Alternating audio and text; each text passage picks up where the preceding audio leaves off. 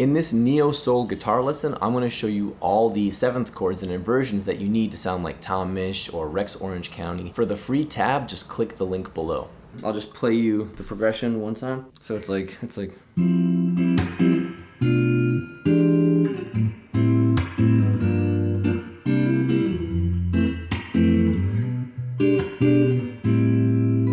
a lot of places you can go, but the main thing that you're doing is you're in the key of A minor, and you're doing F major 7.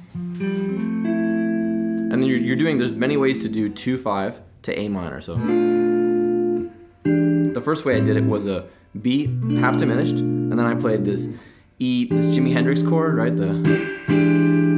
So it's dominant with the flat third up there, just to normal A minor 7. But the other way you can do this is go like this. It's kind of a tritone sub. So it's really just this chord, this E dominant chord, but I'm putting the flat 2 in the bass. So that's the tritone sub. And you can take your root and go a tritone away. So it's just this chord to A minor. So that sounds like this. And then I'm going another 2-5 to F. So 2-5 to F.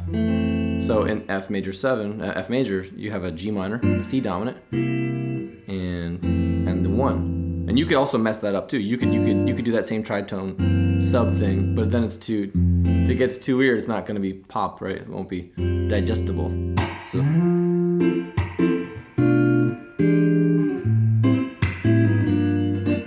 then I'm back to the top. And then you can start over.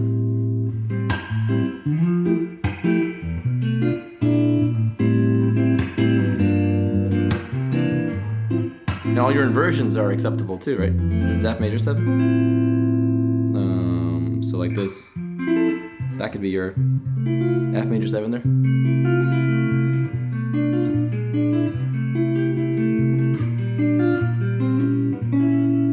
And then that was an inversion for, I played this C dominant chord. That's an inversion with the flat 7 on the bass, and then I just added this flat 2 to make it diminished. So then you get weird bass line stuff.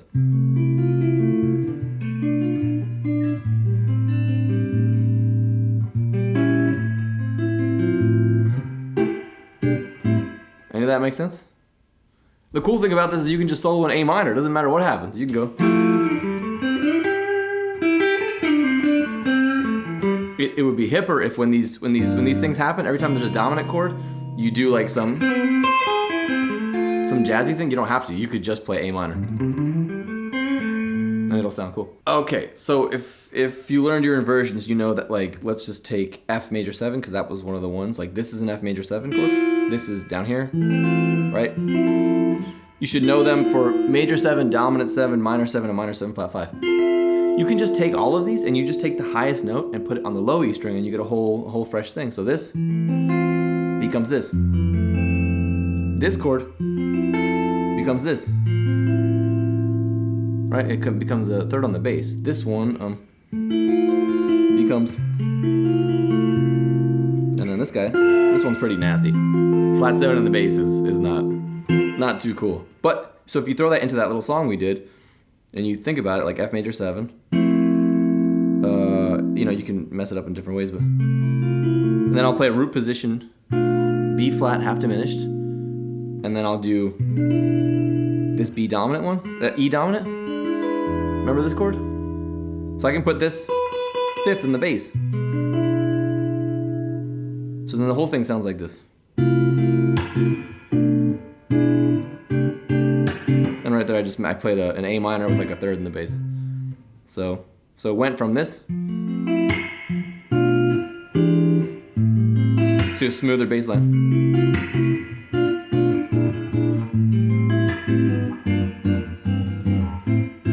And I played F major 7 here with 3rd in the bass. And this will progressively make the song sound worse and worse as you mess with these inversions. We're doing a 2-5-1 to A minor. So B half diminished to E dominant. We're not gonna mess with the E dominant yet, but remember, anytime you go 5 to 1 in a jazzy situation, you can mess with that dominant chord to A minor. So if we use these inversions that on the top 4 strings, right, this is A minor. This is our B half diminished. These are all the inversions. So we'll just start with this one. This is normal, so we're not gonna mess with that one because we already have, and then we want E dominant, so we're gonna take this E dominant chord and just put the 5th in the bass. So we had B half diminished, B dominant, and now instead of putting the A down there, which would be fine, you can just take another inversion of A minor, put the 3rd down there, so it'll sound kind of like this. It'll look like this. So you have B half diminished, E dominant with the 5th in the bass, and then A minor 7 with the flat 3rd in the bass. So it sounds like. And then you can mess with your dominant chord.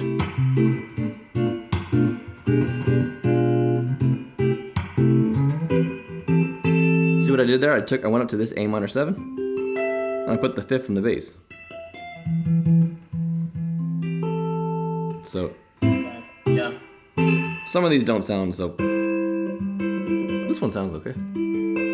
It's better to do it in an open position, but like if I go F to E dominant, which are the chords of the song, to A minor, and then we have G, C, F. Look at this inversion. This is an E dominant chord, right? And our inversion on the top 4 strings look like this. The next one is like this. I can put that 3rd in the bass.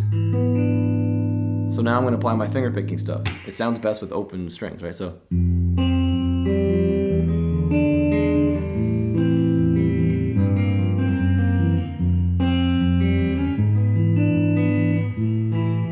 All that was an E root pattern, but I took this instead of this. I went like this. That's an inversion. That's this chord, E dominant with that 3rd in the bass. So you can go. Okay, so yeah, so E. The ultra nerdy way to get through those chords would be like F, and then E with G sharp in the bass and A minor, and then we have G minor to C, and then F major 7 with the 5th in the bass, E with the 7 in the bass, and A minor with the 5th in the bass. So.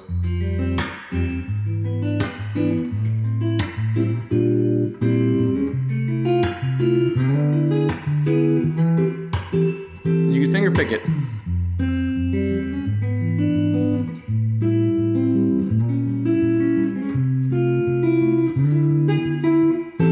Don't forget to get the free tab with all your 7th chords and all the inversions in the link below.